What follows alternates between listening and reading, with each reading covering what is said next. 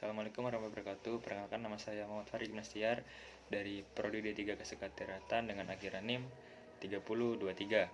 Kali ini saya izin menyelesaikan tugas akhir UAS atau UAS Ujian Akhir Semester Manajemen Humas dengan tema public speaking ya. Jadi apa sih public speaking itu? Jadi public speaking itu sebuah rumunan keluarga ilmu komunikasi atau retorika. Retorika sendiri itu adalah seni berkomunikasi secara listening dilakukan oleh seseorang kepada sejumlah orang secara langsung bertatap muka. Contohnya itu seperti pidato, moderator, master of ceremony, dan presentasi. Nah, berikutnya ada kegunaan public speaking ya. Jadi kegunaan public speaking itu yang pertama ada meningkatkan kepercayaan diri. Dengan adanya public speaking kita tuh semakin berlatih untuk meningkatkan kepercayaan diri kita kepada lingkungan sekitar atau lingkungan perkuliahan. Dengan adanya kita tuh berlatih terus menjadi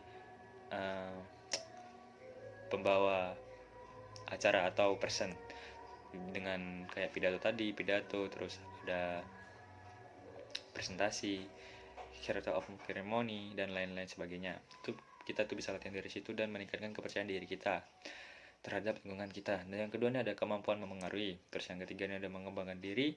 Yang keempat ini ada penerimaan diri. Dan yang terakhir ada membuka peluang hidup lebih baik. Berikutnya ini ada teknik public speaking ya.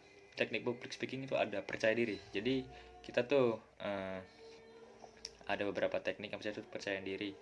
Gimana sih cara kita tuh bisa percaya diri? Nah, jadi ya kita harus berlatih di sebelum-sebelumnya, kayak sebelum kita di hari hanya itu kita harus berlatih terus menerus, kayak di depan orang tua dulu lah, orang tua atau orang kepercayaan atau teman-teman atau sahabat kita tuh bisa berarti di depan mereka sebelum kita tuh tampil secara langsung di depan audiens. Terus yang kedua ini ada teknik vokal. Jadi teknik vokal itu kita tuh tidak sembarangan mengeluarkan suara atau mengucapkan kata-kata dari mulut kita. Jadi kita tuh harus berlatih bicara juga, kayak menggunakan suara dalam atau menggunakan suara dengan bagus, dengan baik dan benar. Itu ada cara-caranya tersendiri. Terus yang ketiga nih ada ekspresi dan gestur. Nah, itu apa namanya? Gaya tubuh kita. Tubuh kita juga berbicara kepada audiens. Nah, jadi bukan mulut kita aja yang bicara, tapi tubuh kita tuh juga mengekspresikan apa yang kita ucap kepada audiens gitu. Jadi nggak garing gitu istilahnya. Terus yang keempat nih ada komunikatifnya.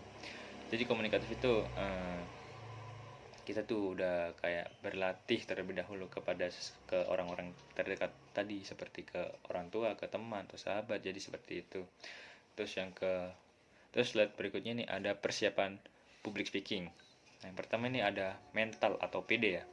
Jadi sebelum kita tuh melakukan public speaking atau sebelum kita tampil tuh pastikan kita harus mempersiapkan mental terlebih dahulu ya. Gimana caranya itu kita tuh biar pede di depan banyak audiens.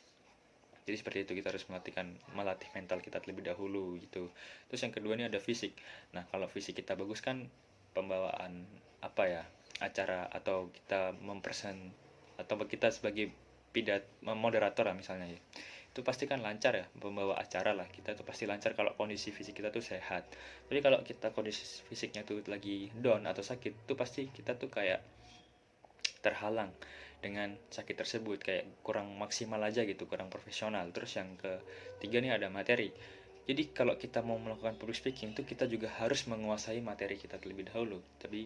Dan kalau kita tidak menguasai materi kita sepenuhnya tuh maka juga akan menghalau atau apa ya, atau memperburuk pembawaan kita aja di depan banyak orang gitu, tidak sepenuhnya menguasai materi.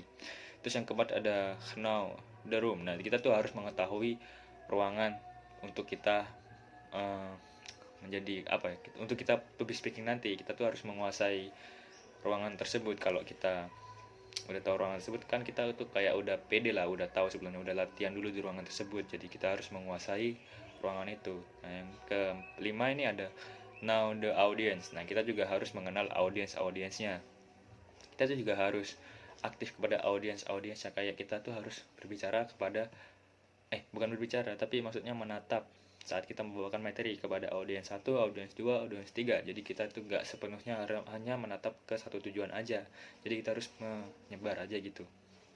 Dan yang keenam ini ada proses latihan. Nah, jadi ya kita tuh sepenuhnya harus latihan ya, sebelum public speaking kita harus latihan terus menerus supaya di hari hanya nanti berjalan dengan baik. Terus berikutnya nih ada gugup. Apa sih gugup itu? Nah, gugup ini kayak pastikan awal kita tuh, awal mulai jadi apa ya, pembawa acara kan pasti mempunyai rasa gugup ya. Itu ada masalah dan solusinya. Nah, yang pertama ini ada problem yang pertama ada eh, pengalaman pertama. Nah, solusinya tuh tenangkan diri dan tarik nafas. Nah, mungkin sebelumnya tuh dia ini tidak mempunyai pengalaman menjadi moderator atau public speaking, jadi itu baru pertama kalinya dia menjadi public speaking, pasti kan kayak gugup gitu. Terus yang kedua ini ada suasana baru. Suasana baru ini maksudnya uh, kita tuh apa ya, kita suasananya ke atau lingkungan lah. Kalau lingkungan kan biasanya cuma lingkungan sekolah ya, kita udah tahu lingkungan sekolah seperti apa. Nah ini sebaliknya, kita di lingkungan kuliah, jadi kan beda kan lingkungan kuliah sama lingkungan sekolah. Jadi seperti itu caranya tuh fokus untuk relax. Jadi kan orang-orang di sekolah sama orang-orang di perkuliahan ini kan sangat jauh berbeda, jadi seperti itu. Terus yang ketiga negative thinking. Nah, setiap orang yang melakukan apa ya, public speaking pasti mempunyai pikiran negative thinking ya, kayak dia itu pasti mikir aku berjalan lancar apa enggak ya, kira-kira jadi seperti itu. Dan tuh cara solusinya tuh bangun kotak mata. Jadi ya public speakingnya ini harus bangun kotak mata kepada audiensnya itu agar percaya dirinya tuh maksimal. Terus yang keempat nih ada trauma masa lalu. Mungkin maksudnya pernah mempunyai pengalaman buruk ya saat melakukan public speaking atau presentasi gitu.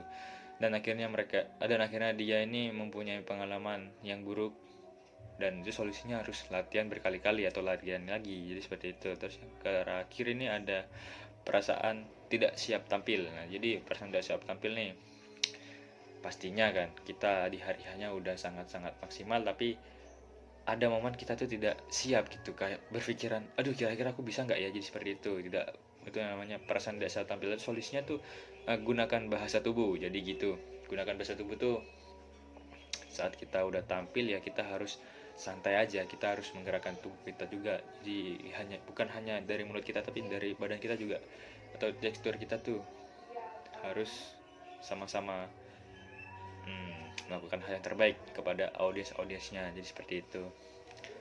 Oke, terima kasih. Kurang lebihnya mohon maaf dari materi saya yang saya bawakan. Kurang lebihnya assalamualaikum warahmatullahi wabarakatuh.